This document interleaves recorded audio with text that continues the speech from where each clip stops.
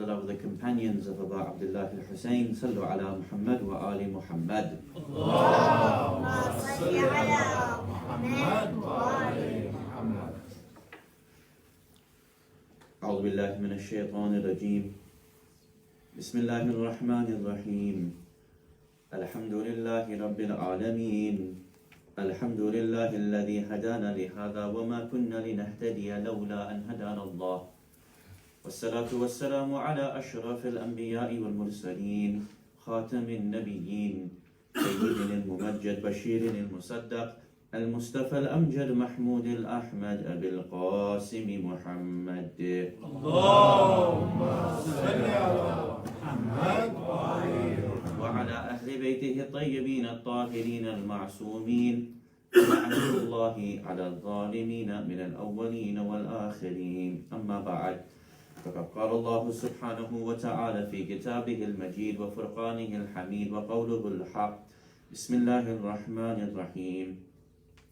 ثم جعلناك على شريعة من الأمر فاتبعها ولا تتبع أهواء الذين لا يعلمون إنهم لن يغنوا عنك من الله شيئا وإن الظالمين بعضهم أولياء بعض والله ولي المتقين. هذا بصائر للناس وهدى ورحمة لقوم يوقنون. آمنا بالله صدق الله العلي العظيم. صلوا على محمد وآل محمد. اللهم صل على محمد وآل محمد. Awaited Savior of humanity, Imam al-Mahdi alayhi salam, my respected teachers, elders, brothers and sisters, Assalamu alaikum jami'an wa rahmatullahi wa barakatuh. Welcome to our fifth night in our series looking at Islam in Britain and Britain in Islam, the forthcoming decade of 2020 to 2030. In our first night we asked, to what extent is Islam a source of good and change within Britain?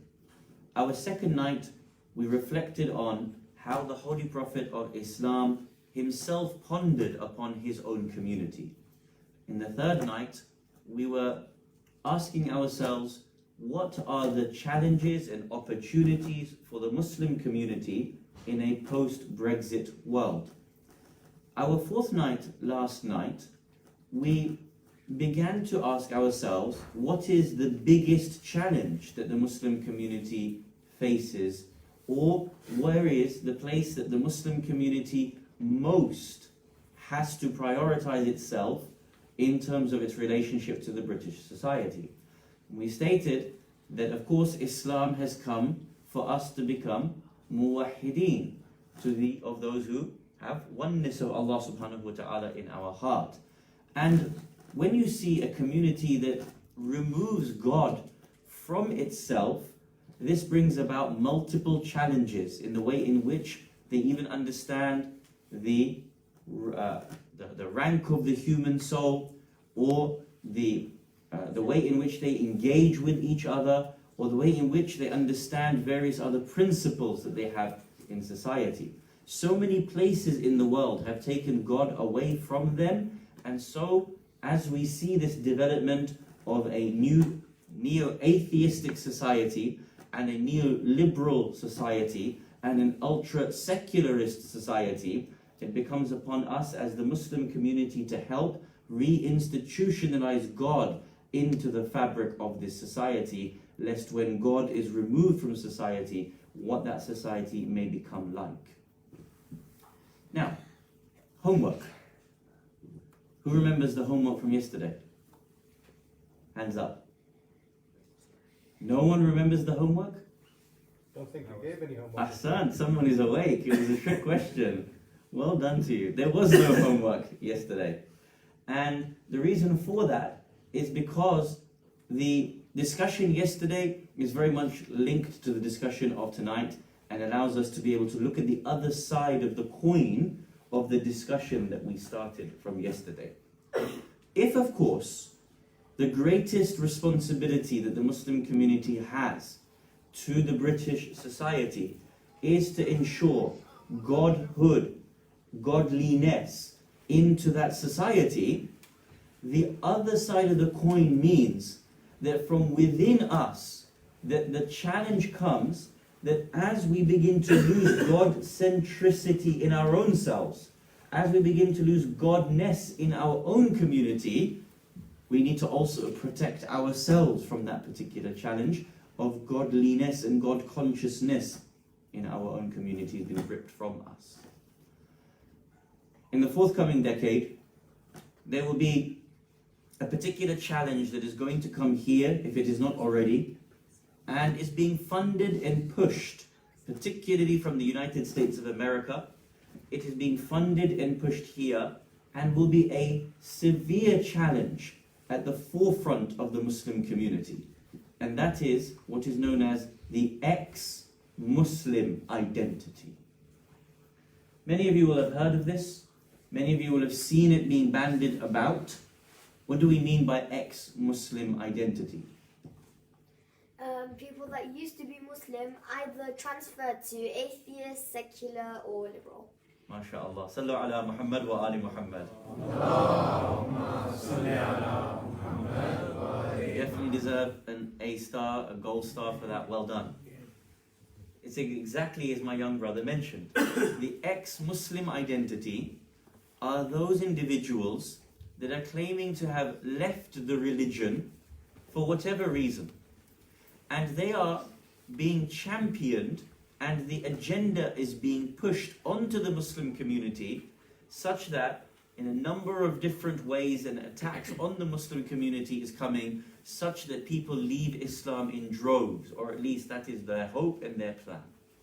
So as much as we need to think about uplifting God in community, wider society, we also need to think about the protection of our own selves, because for certain we are going to face a new attack coming to us in the forthcoming decade. Why do I say that? I say that because of one, the trends that are starting, which we will show you in a few minutes. I have a little presentation to show you. Sayyid has kindly prepared it for us. And also, when we speak to certain Muslim and specifically Shi'i individuals who have very close ties to government, very close ties to establishment, they themselves have told us the next wave of attack upon the Muslim community will specifically be the ex-Muslim agenda, and to try to bring people out of Islam and move them towards a very ultimate secular, ultra-secular or atheistic position. And therefore we need to be able to talk about this issue and how you and I are going to secure our own faith in the next 10 years and ensure the next generation's faith as well in the next 10 years. Now, on a previous night, I had shown you a book, and if you remember, on one of the nights we talked about that in the liberal movement, they want to make Islam have certain antonyms. Do you remember I asked, what is an antonym? It's the word which means it's opposite, right? So if you recall, we went through a list of words, right? Islam has certain synonyms in the liberal world. Islam is synonymous in their world with things like being intolerant. And therefore its antonym, its opposite, is the West, which is tolerant. Islam, for example, doesn't provide rights. The West is its antonym, it provides rights, and so on and so forth. We went through that list. Now this book is truly one of the most interesting books I have ever read, and I mentioned it again to you. It's called Islam in Liberalism, meaning how the liberal movement has or is trying to change Islam, the attacks from within and from without. And this author, a skilled author by the name of Joseph Masad, he has gone through the history of liberalism and how liberalism is trying to change Islam from within. I just want to be able to start by reading a particular passage from this book, and then inshallah go into this topic of the ex-Muslim identity and some of the challenges around it. He says the following: the liberal mission is to have the Islamic tradition remade in the image of liberal Protestant Christianity. Muslim resistance to this benevolent mission is represented as a rejection of modernity and the liberal values of freedom, liberty, equality, the right-bearing individual, democratic citizenship, women's rights, sexual rights, freedom of belief, secularism, and rationality. Islam is opposed to all of those things, apparently. It is seen as a rejection of modernity, and modernity includes all of those things. In short, as a pathology and a form of neurosis that must not only be vanquished, Islam, not only must be vanquished, but also, and as we will see, psychoanalyzed. Thus, if Muslims refuse to convert willingly to liberalism, or at least to forms of Islam that liberalism finds tolerable, they must be forced to convert using military power, as their resistance threatens the core value of liberalism, namely its universality and the necessity of its universalization as globalization. So liberalism has to change all Muslims. And if they are going to willingly do this, then they have to conform to either liberalism or a type of Islam that is tolerant or tolerable by liberalism. We're often called the moderate Muslims, right? Which we'll come to in a few minutes. Talal Asad understands this project thus, saying, if the European Enlightenment secular redemptive politics condemns religious forms of violence, pain, and suffering as non-emancipatory of sinners, there is a readiness on its part to cause pain to those who are to be saved by being humanized. We're ready to hurt you if it means in the long run we get to humanize you, which means at the moment you are not humanized. You don't have the privilege of being considered to be humanized. As I said, this is not an ordinary book. This is considered to be one of the most important books written in our present era. Now, we have certain challenges in our community, both in terms of the wider liberal movement and secular movement, and also the way in which that impacts the Muslim mindset and how that ultimately manifests itself in belief and practice. Yesterday, we started talking about secularism. Do you remember what we said about the definitions of secularism? We said the definition of secularism from the Latin means the here and now. It believes in what is present here and now, and what the people think is morally correct, that is the standard of what your morality should be. So if yesterday we believed something was immoral, but tomorrow we believe it to be moral, just by virtue of that change within society, that's your standard of morality. Also, that which can only be perceived through the senses. So therefore, if something can be proved to you by science, it is true. But if it cannot be proved by science, it cannot be true. Now, other elements of secularism are also important to understand. And one or two need to be mentioned as we go into this. The first thing is that secularism believes in making different spaces for different things. In this room, in this hall, you can be as religious as you like. In your home, you can be as religious as you like. But don't bring God and religiosity into the public square. There's a space to be religious, and then there's a space not to be religious. As you know, in the ultra-secularist country of France, fine, if you want to wear a cross, or if you want to wear the hijab, you can do so. But you can do so at home, or you can do so in the mosque. But if there's a public institution, you shouldn't wear it. And if the public institution is actually run, or the public space is run by the public institution, then you are prohibited. So for example, in school, because this is paid for by the public, therefore you cannot wear that which is your private garment in the public space. Now, if we understand that this is a challenge of secularism, we also have to understand the outcome of this as well. Imagine now, you and I were to be very different people in different spaces. If I talk to you one way and behave with you one way here, but then I was to behave with you at another way at the restaurant, what would you say about me? He's a hypocrite, right? If here I'm talking to you nicely, quoting to you ayat, ahadith, fiqh, but then you and I go out and you see that I'm swearing and I'm bullying and I'm looking at all things perverse, what will you say about me? You'll say that there's two different Jaffers, right? Now imagine when there's two different spaces for the whole of society to work within. One which is very, very small for you to be able to appreciate your God and that morality that comes from it. And then the rest of society, you cannot bring God into that society, into that space in society. You have two different worlds living side by side. It creates a hypocrisy within you.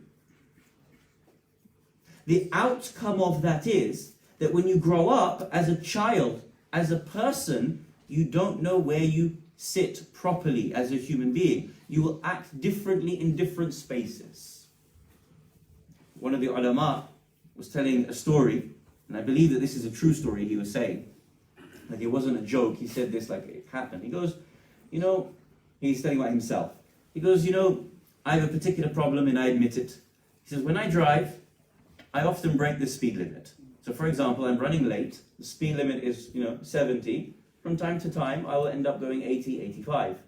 He said, look, the time I make sure I don't go 80, 85 is either when there's a speed camera or when I see a police car ahead of you. You slow down to be able to make sure that you're not caught by the camera or by the police car. He said, firstly, isn't that hypocrisy? So I'm willing to break the law, willing to put other people at risk from my dangerous driving. But the moment I see authority, then I think to myself, oh no, I might get 3 points. Right? That's hypocrisy, isn't it? Now, he said what was interesting. He said, I had a friend of mine, I was in the car with him, and everyone was doing 85. Ahead of us was a police car. Everyone started slowing down to 60 as you might normally do, but my driver carried on at 85. Went past the police car, and of course the police car pulled him over. He's a bit like, what's going on here? Police driver said, what are you doing driving at 85? You saw me, everyone is like driving at 60. Why did you not slow down with everyone else? The driver said, I didn't want to be a hypocrite. I'll take the points, but I didn't want to be a hypocrite. Interesting, isn't it? Like I said, I don't know if he was being sincere in that story, but he mentioned this story. So now, just think about what happens to the mind, to the heart, to the soul, when we grow up with these different spaces. This is particularly the challenge that we have in our time now. When we think about modesty, and the modesty that Islam brings with its dress code for both men and women, it is so shocking, isn't it? If you and I go to Next and we start trying on clothes inside the cubicle, it's a private space, isn't it? Right? But sometimes people are willing to go outside on the beach and wear exactly the same clothes that they would be in that private space. If they were to pull back the curtain in the changing room, they would suddenly be shocked. Why are you looking at me in my undergarments? But they're willing to wear exactly the same clothes on the beach, and for there it is not a problem. Why is there a different space? Why is it that the same clothes are moral here but immoral there? Why are the same clothes problematic there and problem? You can see that there's a hypocrisy in which we structure our society. When you take that to its nth degree in all elements of the way in which we treat each other, the way in which we understand good and evil, the human being becomes very confused as to the way in which they are supposed to act. Just today, I don't know how many of you watched the Prime Minister's questions. Yeah? The leader of the opposition, he asked 5-6 questions, and each and every one of them were not answered. Not one of them were answered. You know, one of them he asked twice. He said, there are enough reports to say that when we leave without a deal, if and when we leave without a deal, the price of food will go up and availability of food will go down. Right? So now we know, we've spoken about this a few times, that there are 3.7 million children in food poverty. Right? And we mentioned a few times that there are certain reports from charities that because they can't find enough to be able to eat during lunchtimes or school holidays, children are going hungry. Reports tell us children are actually stealing lunch at lunchtime outside their schools in order to be able to feed themselves. This is what's happening in the country and more. So he asks, and he says to the Prime Minister, elected by 0.1% of this country, he asks the Prime Minister, well, because of these reports, and you have certain documentation telling us how bad it's going to be, the preparation for a no-deal Brexit, can you publish this and tell us which type of foods are going to become more expensive? Which type of foods are going to be unavailable for 6-8 weeks? Which type of foods will go bad because they're going to be checked at ports now, where previously they didn't have to be checked because they were within the EU, and so they're going to go bad? Can you give us some clue so parents, so families can prepare for this? There's already food shortage and hunger. Can you help us prepare for this? Now, when you remove God and you just put everything on a political scale without understanding how to be able to understand the reality of good and evil, then all of this just becomes politicized. The PM doesn't think about the needs of the society and people who are already going hungry. His answer is a political response. Well, why are you doing this? Why haven't you done that? That's not what I'm asking. I'm saying I'm concerned for society. At least show the equal level of concern for society and let us know what's going to happen to those people who already struggle to make ends meet. How much their weekly shop, their monthly shop is going to increase by. This is what happens. We have to understand that these are consequences, and then when our children grow up into this type of space, they also become very confused about these matters, the way in which they understand politics, the way in which they understand morality, the way in which they understand these different spaces that are being created for them. This is a challenge. But the Muslim community is going through specific challenges to it, as we just read. That there is a specific attack on Islam and on Muslims to drag them out of their Islam so that they convert out of it, or they become ultra-secular or ultra-liberal Muslims. And the plan will not stop until Muslims are of that way of thinking. Now the challenges specifically to the Muslims are also interesting. Internally here, and you can get a flavor of this from the kinds of Q&As that we have, we're actually moving into a very post-traditionalist community as well. What do we mean by that? Post-traditionalism means the way in which we used to consider our normative practices, our normative traditions, even our own youth are leaving those. And as a result of that, they're looking for questions and answers that previously our own parents would never have thought of. It means the way in which our youth understand and subscribe or don't subscribe to traditional ideas of authority are also changing. Take this as an example, or one or two examples to understand what I mean, and you'll be able to think through it. The way in which we conceive of the Azadari of Abu Abdullah al-Hussein, salawatullah wa salamuhu alayh. When I grew up, I'm not saying this is right or wrong, I'm just giving you an understanding. When I grew up, there was no such thing as standing outside during Ma'atam. Right? There was no such thing as sitting outside during Majlis. You sat next to your father, and there was some wiggle room because you might ask, can I go to the toilet to get out of Majlis for a few minutes? Yeah? But you were expected to come back immediately. There was no two ways about it.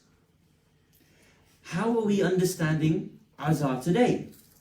Rightly or wrong, I'm not arguing the rights and the wrongs. For example, the way people want to express their Husseiniism is becoming less with the traditional form, and people are, for example, expressing their Husseiniism through humanitarian causes. Sometimes youth will say, well, I don't understand the matter, or I don't understand the language that's being used, or I don't connect in the same way. I would rather go out and feed the homeless in the name of Imam al-Hussein alayhi salam, mathalan, for example. Yeah?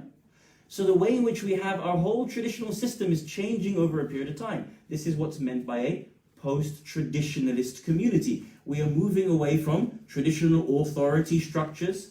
We are moving away from traditional habits and practices. One of the Maraji', Grand Ayatollah Sayyid Muhammad Taqi al-Mudarrisi, was talking about this in one of his discussions. He said the following. He said, the majority of Maraji', may Allah bless them all, when they write their Risala Amaliya, yes, their book of laws, they don't write with it their evidences, the proofs, the istidlal. He said the reason why I've written even a basic istidlal, the verses, the ahadith, some of the principles, how we navigate, and then published it with my Risala, is specifically for the Western audience. You know why? Because the youth of the West, they never are satisfied with just an answer. They want to know why it is this way. It's not wrong. He didn't say it's wrong or right. He's saying that's the circumstance, that's the waqi', that's the reality of what's happening on the ground. The youth want to know why this is the case. So I published my Risala Amaliya with the istidlal, with the evidences and proofs of my fatwa in aqaid, and also in ahkam, and in ethics as well, so that you're able to know for yourself where we get the proofs from. So understanding that we're moving, our challenges are going forward, we also need to be able to respond to those challenges, otherwise people do get disenfranchised from the religion, if the religion cannot provide them with sufficient answers.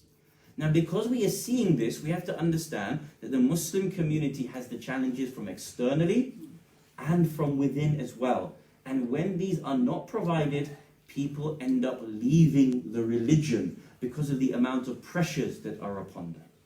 There is the secular movement, there is the atheist movement, there is the liberal movement, there is the post-traditionalist movement, and then we also come to the Islamophobic movement as well.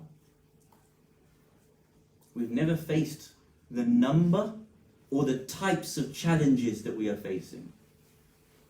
The Islamophobia industry, I say it's an industry because many hundreds of millions of dollars go into it. Sometimes they will fund every willy-nilly person. The moment you convert out of Islam, you're given a book deal. Yeah, you get to go on every radio station, all the different TV stations, or the moment you become a pseudo-reformist. Should I mention the name?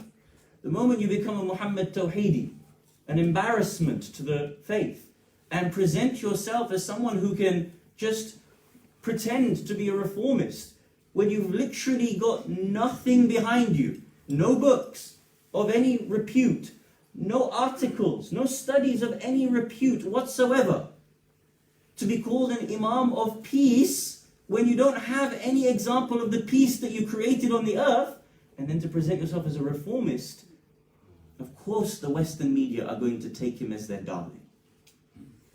Anytime anyone sells out from anything they believe in, they get presented as the darling for some group or the other.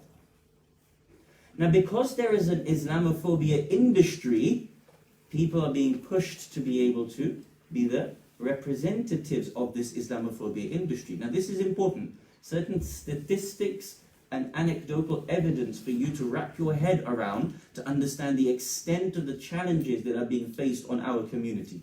Maybe we don't know about it, maybe we haven't reflected on it enough. It needs to be brought to the fore of our attention. As an example, there is a study from the Yaqeen Institute. The Yaqeen Institute were putting certain surveys together for the Muslim community to understand Islamophobia. And if anyone wants these, anyone needs the references, I've got them, my laptop is there, we can go through them after. As an example, the Yaqeen Institute found that only, listen to this, only 1 out of every 3 Muslim children were willing to admit that they were Muslim.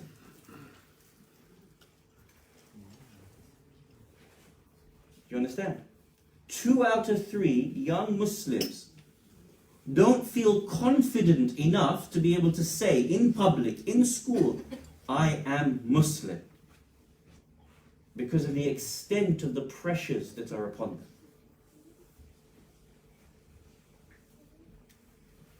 After Boris Johnson's comments about those who wear the niqab as being looking like bank robbers or letterboxes, Islamophobic attacks went up in this country by 375%. Do you not think that's going to have an impact on the psyche of your children? The confidence of your children?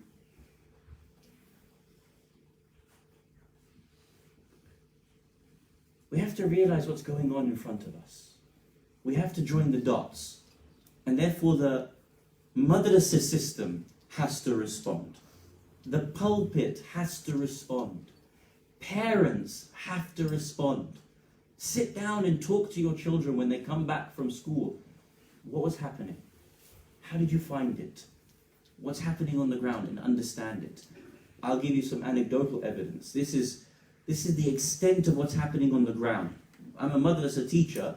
I have to deal with 1,500 children. I see them every week and what they talk about, how they express themselves. I've seen children in our own madrasas. They will be bantering with one another, yeah? And you know, sometimes kids, they play around with each other. You know, you got your phone in the hand, kind of knock it out of the hand, so, you know. I've seen this, they're playing, and as they're arguing with each other, you know what they call each other? Terrorist. They'll knock the phone out of their hands, playing, and shut up, you terrorist.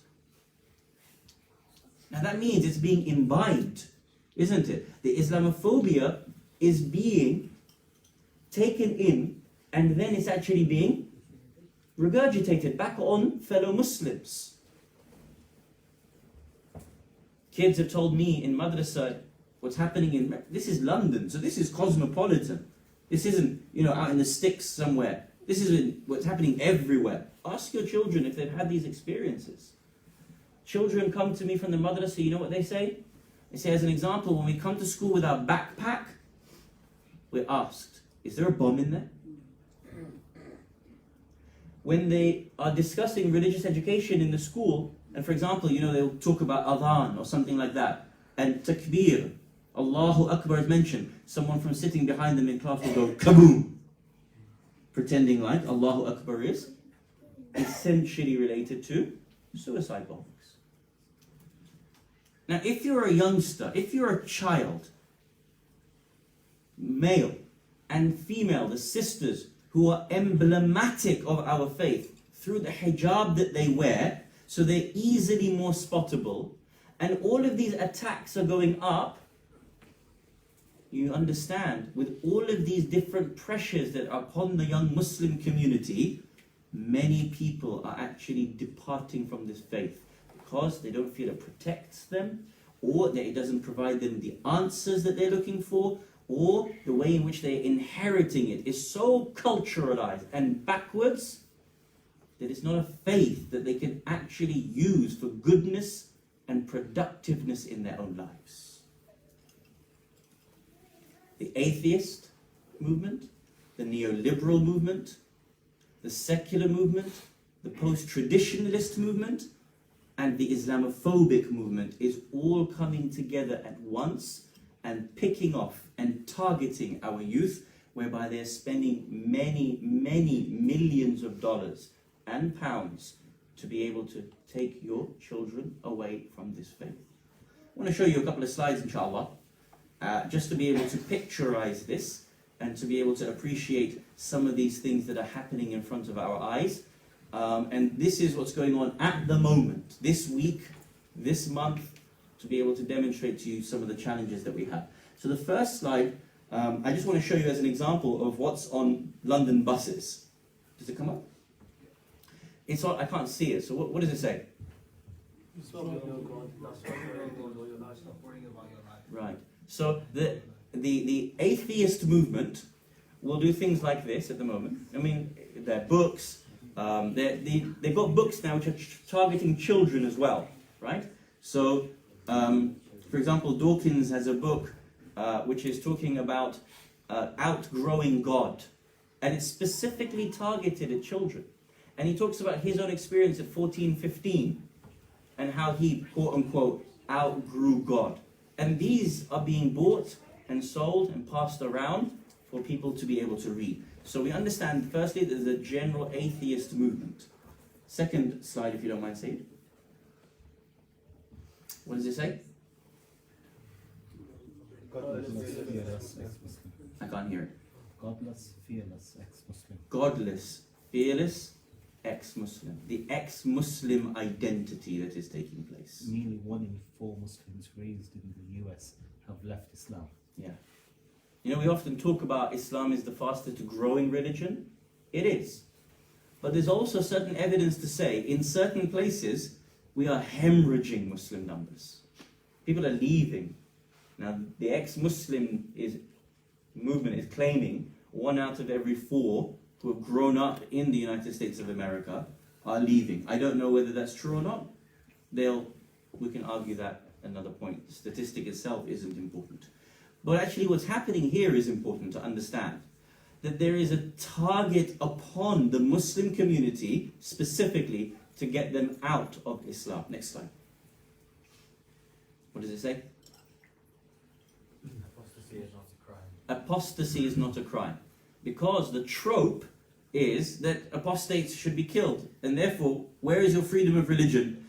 Remember we stated yesterday, when you have all of these enlightenment different values, they will place freedom at the centrality of it. Meaning freedom of what? Freedom from everything, including God. That's what they want.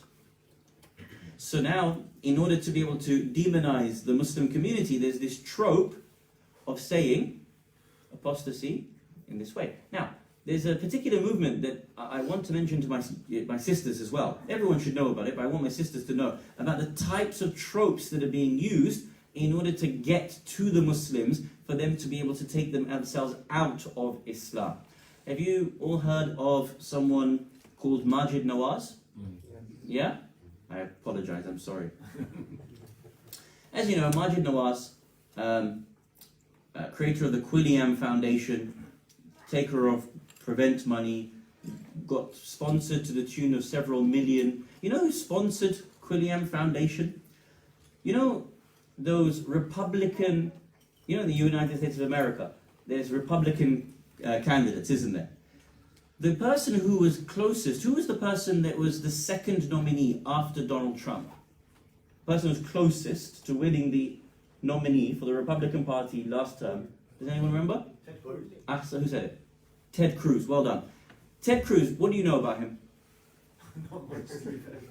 Okay, you know he's very anti-Islam. Very, very.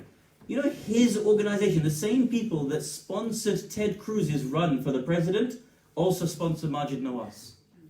That gives you an idea of where this man is getting his money from. Now, it's not for me to say he's an apostate or he's left the religion, whatever.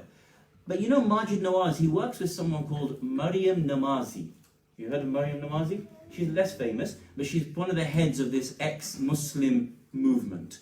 Iranian lady, very passionate about her ex-Muslim identity, and is, taking the reins on this. You know what they started? You know what they started recently, only a couple of years ago? They started Take Off Your Hijab Day. Every year, they celebrate Take Off Your Hijab Day. You know why? They say, you believe you're doing this for yourself. You're wearing the hijab for yourself, and not for men. You're not doing it because it's patriarchal, your religion. Yeah? Prove it. Take off your hijab for a day. You understand the argument? Yeah? If you're doing this for yourself, prove it that you're not doing it for men. So take off your hijab for one day and go free. Go free. Do you know how many tens of thousands of Muslim women every day actually take off their hijab to prove that they're doing it for themselves? Can you see the inverted logic here? If I need to prove that I'm doing it for myself, then I don't need to prove I'm doing it for you, Majid. Starting route to Yeah? DH9. Does that make sense? See, right, the starting route has to be there, yeah? You have to do it for yourself. It's very right. Ahsan, thank you. Yeah? This is the challenge. And so many, and actually, I'm going into different tangents, but it was my understanding the first Muslimah to take off her hijab as a proof to say, look at me, I'm doing this for myself, was a woman by the name of Huda Sha'rawi, an Egyptian woman, I believe. So, we actually have these movements. Now, because we have these movements, we have to understand what's happening in front of our eyes and the way in which we need to protect our children from that. And a number of things need to be done. The first thing that needs to be done is to be able to realize the challenge that's in front of us and to be able to ensure that we teach Islam as it is properly and to be able to help our children from a young age have a deep, positive relationship with Allah subhanahu wa ta'ala. The whole movement is an ex-Muslim movement to get people to become atheists. So what we need to do is to have a very strong aqa'id within our madrasa system, which grounds them in being able to prove God for themselves and grounds them in having a personal relationship with Allah subhanahu wa ta'ala, and helps them to understand that when they grow up they will get trials, and trials are a natural part of your life, and therefore when you go through these trials, how you understand these different trials in your life. That means we need to review the different syllabuses that we have in our madrasas, whether they are sufficient to respond to the challenges that we have at the moment. When you have an entire movement that is dedicated to disproving the existence of God, you need to respond with a movement to ensure you can prove and establish the faith in God. Do you remember that story we told you yesterday about Shaykh Muhammad Baqir al-Sadr? Yes? Do you remember? We stated as the example, His Eminence, Grand Ayatollah Sayyid Muhsin al-Hakim, rahmatullahi ta'ala alayh, saw the problem in the society was communism. People were moving towards atheism. He found the one scholar that was capable of responding and said, you lead us in this direction of response. We need the same. We need to be very strong in understanding our aqa'id and to help people to understand. Now, just to help us think about some of these things as parents, because I want to give something specific, so parents can think about how they bring up their children in light of God. You know, this is from a non-Muslim, by the way, and there's a non-Muslim author who actually tries very hard to be able to prove God from the fitrah perspective. And he mentions a couple of examples. For example, he says very beautifully, he says, you know, your children, they will naturally, there is an innate thing within them that they will understand that there is a creator. How you unpack that and begin to put a name to him, be it God or Allah or whatever, you will do it. But innate in all of us is the ability to recognize that there is a creator. And he unpacks this as an example. He says, when you leave for work, mum or dad leave for work, let's say they have a car, right? It might be that mum has her own car, dad has her own car, for example. So now when the car comes back home, normally you'd expect that the young child is excited to see their mum or dad after work. So you'll notice that you can ask certain very perceptive questions. For example, you will say, whose car is that? And the young child will say, that's mummy's car. That's daddy's car. Right? There's a degree of ownership. They understand that there's a relationship between daddy driving that car and it belonging to him. Right? Even if they don't understand the complexities of ownership, at a very basic level, they will put two and two together. Then he says, child psychologist, he says, point towards the sun. Whose is that? Who does that belong to? They won't be able to say it belongs to God. They won't be able to say it belongs to daddy or to mummy. Because there's no way to be able to connect those two things. There's no way to say that it actually is belonging to mummy or daddy. Mummy and daddy haven't actually got it in their hand, they don't control it, they don't do anything. But immediately when you ask them that, they will have to be able to say, that thing is a creation, therefore it has to be belonging to someone else, the same way the car belongs to dad, the car belongs to mum. And from a young age, if you help them to be able to put that together, you will see the way in which they will immediately say, that thing has to belong to someone else. It has to come from someone else. The fact that the car came from a shop, the car came from someone else and now belongs to daddy, where did that come from? And you'll instill in them the idea that needed to have a creator. And within them they will start to understand God, creator and creation. Another example, this comes from one of the great Sunni scholars, Fakhruddin al-Razi, rahmatullahi ta'ala alayh. Sheikh Razi actually mentions a different argument about helping children. He says, try this. He says, experiment on your children. Many ulama, they do this to help bring up their children in this way. He says, experiment on your children. He says, for example, hide and throw a pebble, throw a stone in front of them, right? So don't hit them, yeah? I know some of the children can be very naughty, but they're not the shayateen. This isn't Hajj, yeah? 7 stones, yeah? He said, throw a stone in front of them, and you'll notice when it bounces, not only will they look at it, they will also try to figure out where it came from. He said, that's instinctive. That's your fitrah. They won't believe that stone just came from nothing. Understand? The same way they won't believe that that sun comes from nothing. It's not possible. The way they understand that the car has to have some belonging, has to have some ownership, has to have comes from somewhere. It belongs to daddy. I'm associating it to daddy. I can't associate the sun to daddy. Who am I going to associate the sun to? When you throw the pebble in front of them, they will immediately look at the pebble, but also trying to work out where did it come from. You will help bring out of them and talk to them through it. Help them to understand that couldn't have come from nowhere. If the stone, the little pebble didn't come from anywhere, you're telling me this entire universe didn't come from somewhere? Help them to be able to understand these things. Instill in them good tawheed at the level, on the age in which they need to be. As they grow up and they start encountering Dawkins, as they start encountering Darwinism, you need to have strong answers to that. And the madrasa system needs to have it, parents need to have it, and the pulpit needs to have it, lest we actually go through these attacks. Number one. Number two, we also need to be able to help our children to have a genuine relationship with Allah subhanahu wa ta'ala.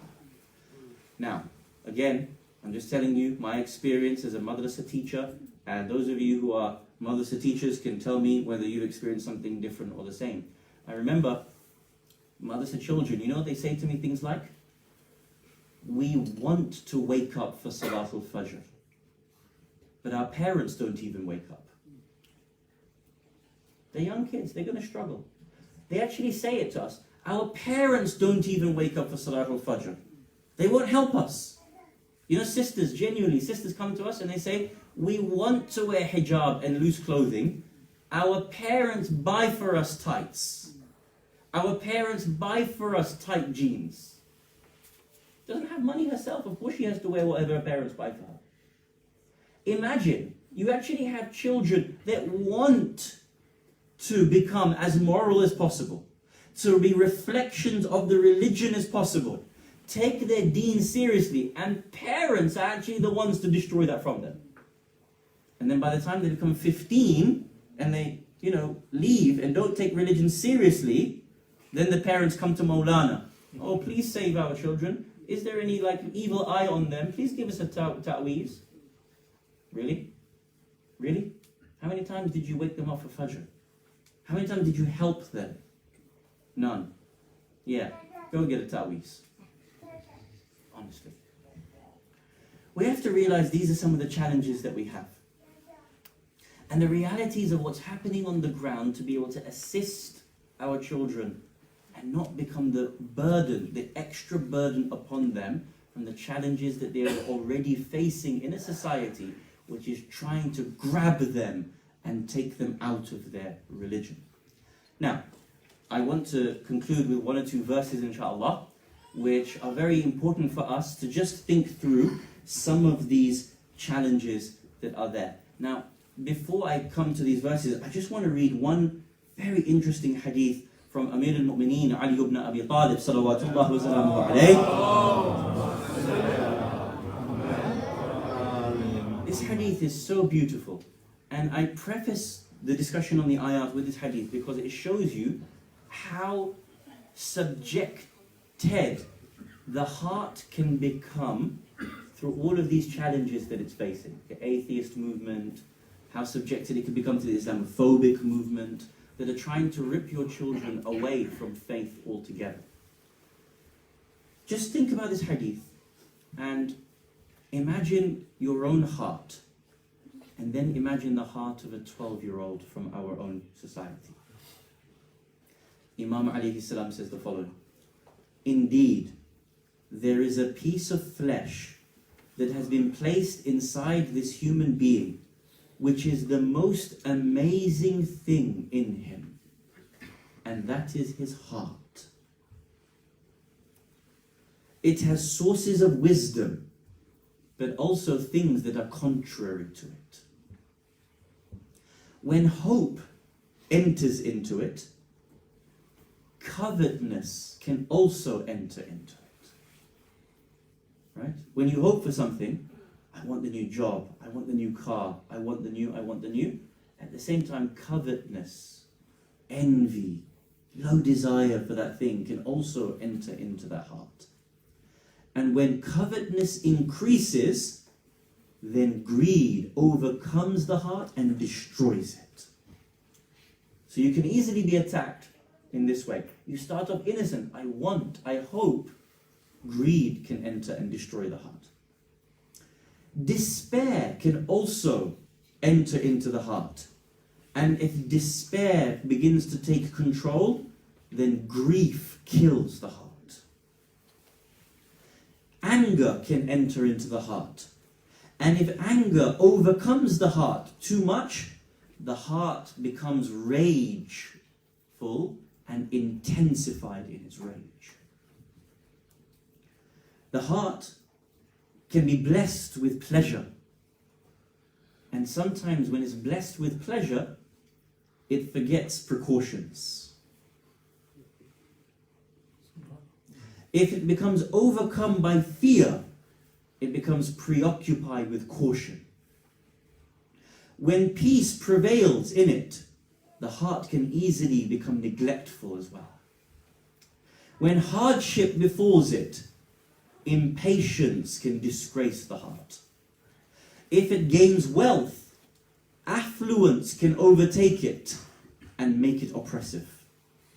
If it faces indigence, then distress can overtake the heart. If hunger attacks it, weakness disables the heart. If eating increases, the heaviness of the stomach pains the heart. Thus, every curtailment is harmful to it, and every excess injures the heart. We're so susceptible. We're so susceptible to anything, even goodness that comes in. It can end up being a source of problem for us. We have to be able to understand with all of these challenges that face our children, they are being attacked all the time by so many different movements. Now, many a time, people do end up leaving. And when people end up leaving, especially with the atheistic movement, it is well worth thinking about whether this actually brings any harm to the Muslim community. Why do I conclude with this? Because for those who end up becoming champions of that movement, they think that they've done harm to Islam when one person leaves or two people leaves or something like that. I want to show you how Allah subhanahu wa ta'ala talks about those people who leave the faith and whether it's of damage to Islam in Britain. Even if we lose 100 people, Is it of damage to Islam itself? And whether we need to think about it in those terms. So the first verse I wish to be able to mention to you is from chapter number 5, verse number 54. Is that correct? Say it there? Yeah. Verse number 54. Does it come up on the screen, the Arabic? Can you read it? Yeah? Allah subhanahu wa ta'ala says the following. Bismillahir Rahmanir Rahim. Ya ayyuhalladhina amanu.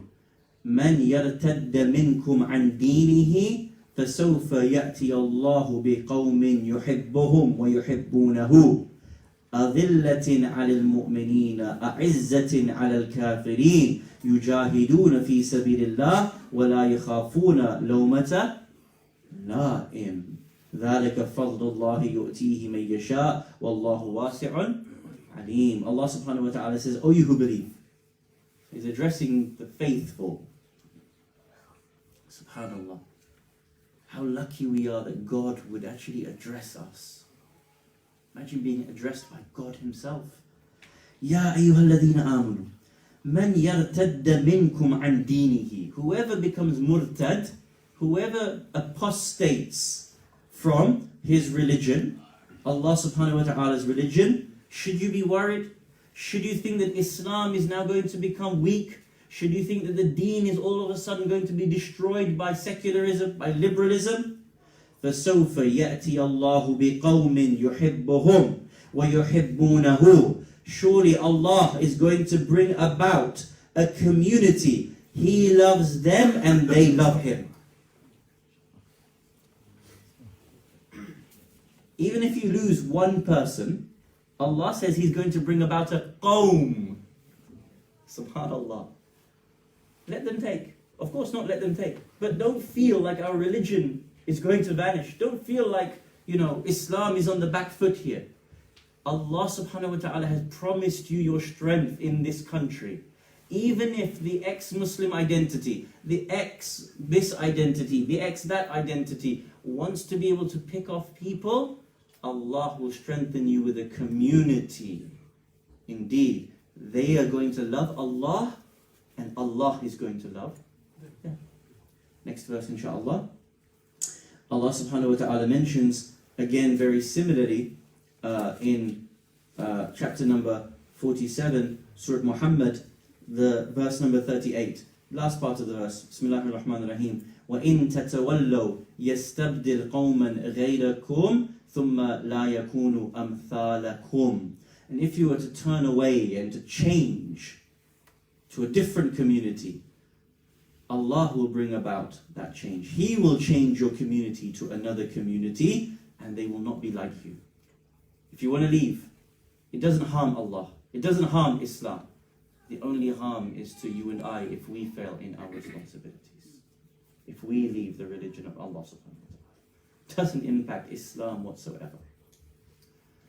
So my humble warning to you is that these movements are only going to increase and you should be aware of them, and that the next decade of the year 2020 to 2030, not only do we want to ensure that we take God to other people, we also need to ensure that our own community is very strong in God.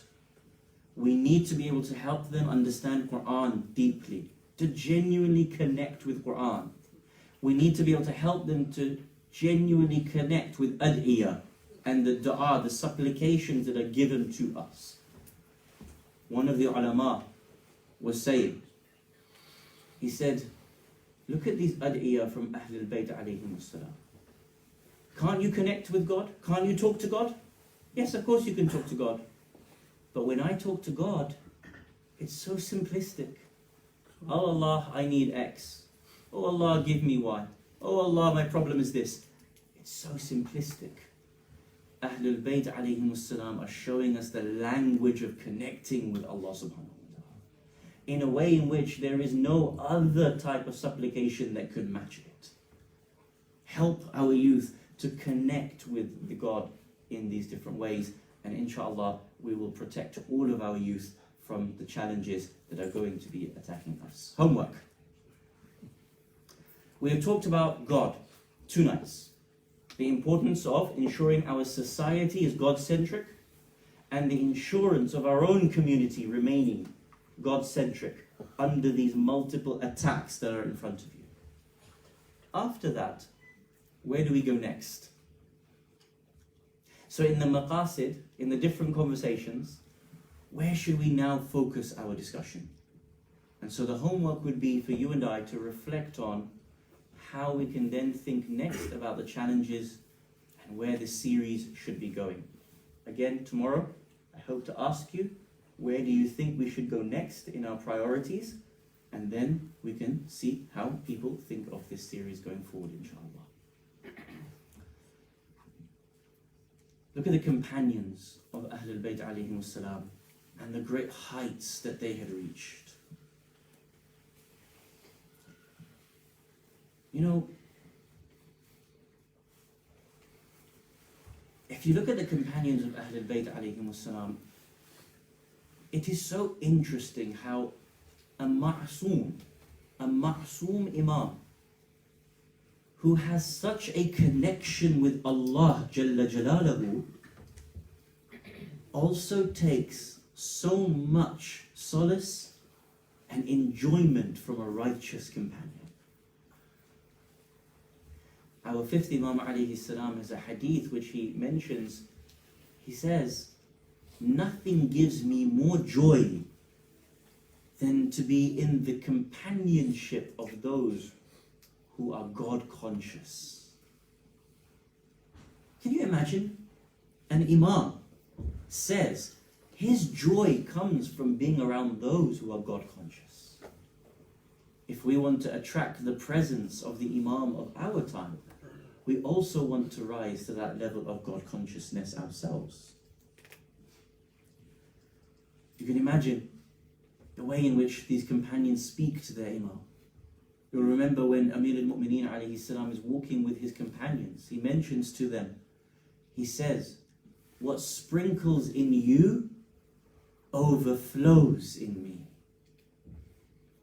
Look at the way in which he understands how much is inside these companions, but also wants to help them become even more.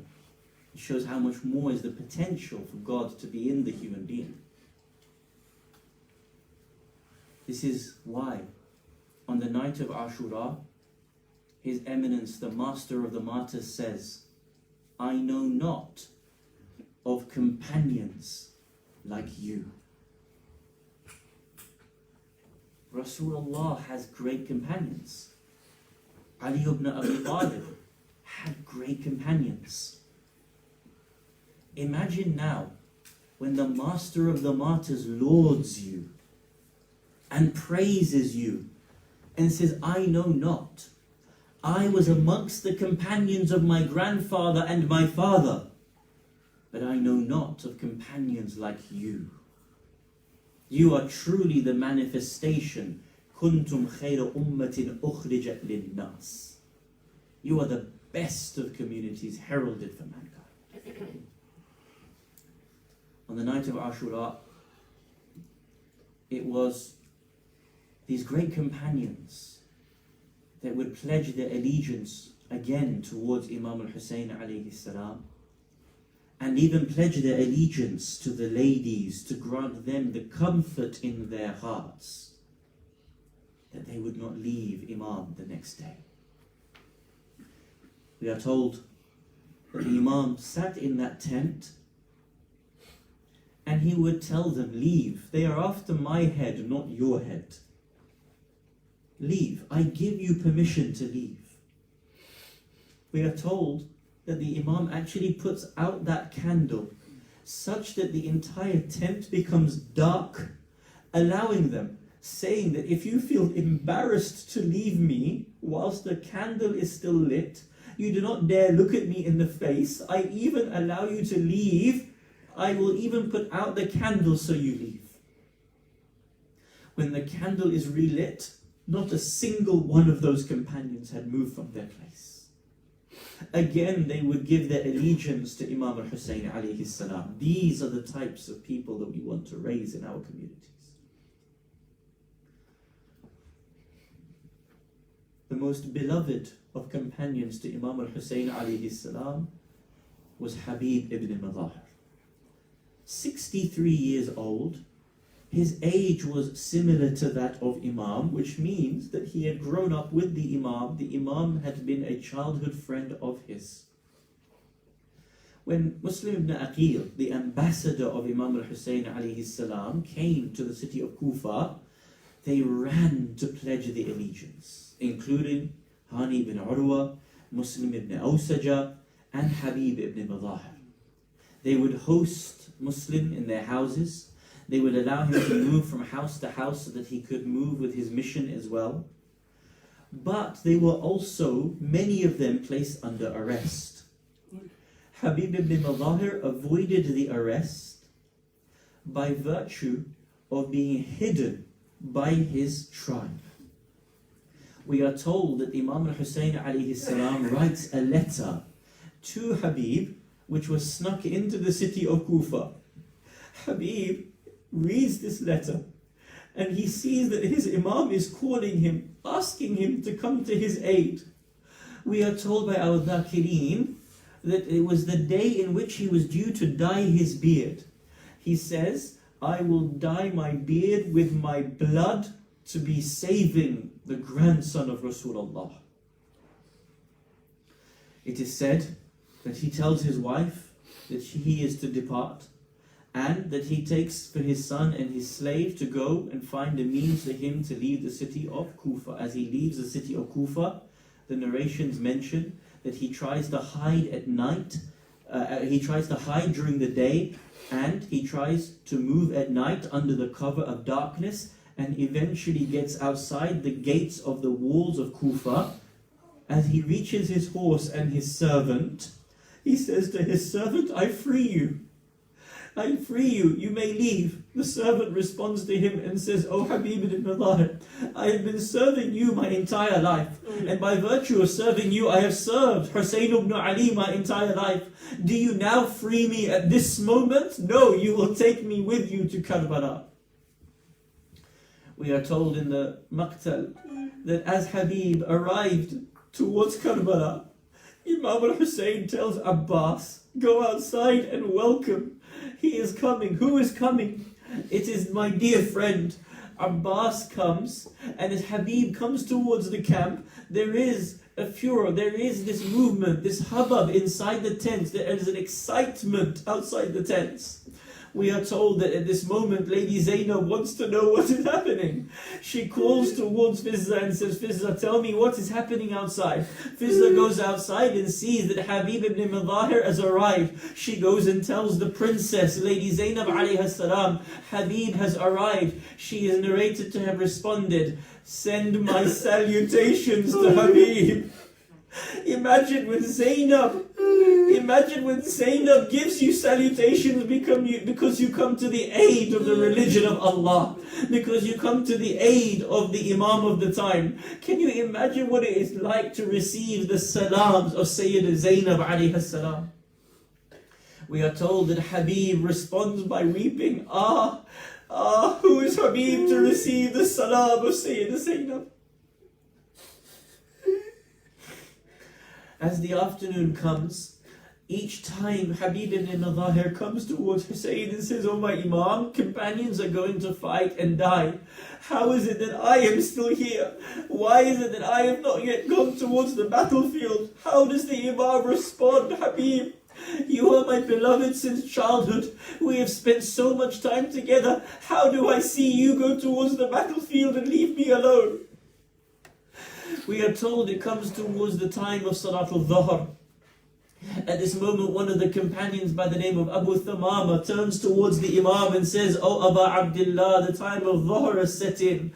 Should we not pray?" Imam says, "May Allah reward you and raise you amongst those who have protected the Salah, amongst those who have ensured that the Salah is kept." At this moment, they call out to the army of Yazid, "We wish to be able to pray our Salah." Imam al-Hussein alayhi salam wishes to pray his Salah. We are told at this moment, an evil man by the name of Hussein ibn Numair, he calls out, "Your prayer will never be accepted." In a fit of rage, Habib ibn Madahir responds and says, do you think that the prayer of the grandson of Rasulullah will not be accepted whilst yours is accepted? He enters into the battlefield and he strikes him on his face. The man falls towards the floor and they drag him away before Habib is able to kill him. At that moment, we are told that the companions begin to line up for their prayers. And there are certain companions who stand in front of Imam al-Hussein alayhi salam, allowing him to pray. We are told that the enemies, because they do not believe in their prayers, they begin to shower arrows towards Imam al-Hussein alayhi salam whilst he is praying his salah. There is a story, a dream that is mentioned by the ulama. One of the ulama mentions, he says, I was reciting the ziyarah of Aba Abdullah al-Hussein, and I came upon that line that says, had I only been with you, then I could have been successful like your companions were successful on that day. And in my heart, I said to myself, indeed, I could easily have been there on the 10th of Muharram. I could easily have been amongst the companions of Aba Abdullah al-Hussein, like the companions were. That night, I fell asleep. And in my dream, I found myself on the afternoon of the 10th of Muharram. I was in that saf, I was in that line in front of Imam al-Hussein as he was praying his salah. And they began to shower arrows towards my Imam. As the arrow came towards me and my Imam was standing behind me, in my dream, I turned away so that the arrow didn't hit me. As I turned in my dream, I saw that the arrow had hit Imam al-Hussein alayhi salam. I woke up realizing that I was not special enough to be amongst that level of companions, because I was being told that had I been there, I would have turned away from the arrow and it would have hit my master Imam al-Hussein alayhi salam. The companions who were praying with Imam, the arrows are showered upon them, and we are told by al-Dhakirin that they did not fall to the ground unless and until Imam al-Hussein alayhi salam had finished his salah. At this point, we are told that these great companions of Muslim ibn Awsaja and Habib ibn Madahir, they turn towards Aba Abdullah. They say, "Oh Aba Abdullah, we wish to be able to pray our salah in the heavens behind Rasulullah. Do you allow us to be able to do so?" Imam says, "Go. I give you permission to go and enter into the battlefield." Muslim ibn Awsaja enters to the battlefield. He is struck down. As he is struck down, Imam and Habib come running towards him. Habib sits down beside Muslim. He says, "Oh Muslim, had I not been expecting of joining you in a few minutes' time, I would ask your will. Tell me what it is that I need to do for you." And with the last gasps of his breath, Muslim ibn Awsaja points towards Aba Abdullah al-Hussein. He says, "Oh Habib, my will to you is look after Hussein ibn Ali with everything that you have." Habib says, "Indeed, I will do so." Habib enters into the battlefield. The narration says that he kills more than 60 of the enemies. But as he is fighting on his horse, someone comes from the side, someone comes and strikes him on his head with their sword. At that moment, another comes and thrusts a spear into him. He falls towards the ground. As he is lying on the ground, someone comes and strikes off the head of Habib ibn Madahir. At this moment, Hussein ibn Ali cries out, "Oh Habib, how is it that I could be after you?" He comes towards the broken body of Habib ibn Madahir. He sits down beside him. He says, "Indeed, O Habib, you are one of those who used to recite the Quran entirely in the night." ألا لعنة الله على القوم الظالمين وسيعلم الذين ظلموا أي منقلب ينقلبون إنا لله وإنا إليه راجعون. We ask Allah subhanahu wa ta'ala to hasten the appearance of Imam Mahdi alayhi salam, to allow us to be alongside him at all times in our life and in our death. If we're to pass away from this world before his coming, Ya Allah, raise us from our graves so that we can partake in the victories of Muhammad and Ali Muhammad. Ya Allah, there are many people around the world going through such desperate times. Those people in a state of war, oppression, poverty, homelessness, disease and disaster. Ya Allah, grant them all safety, security and victory for the sake of Muhammad and Ali Muhammad. Grant us to be amongst those like the companions of Karbala. Matima Hussein, Ya Hussein. Hussein, Ya Hussein, Ya Hussein, Ya Hussein, Ya Hussein, Ya Hussein.